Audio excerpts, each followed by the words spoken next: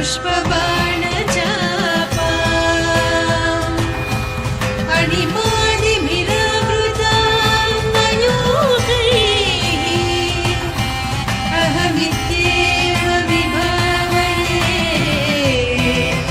Bhavani.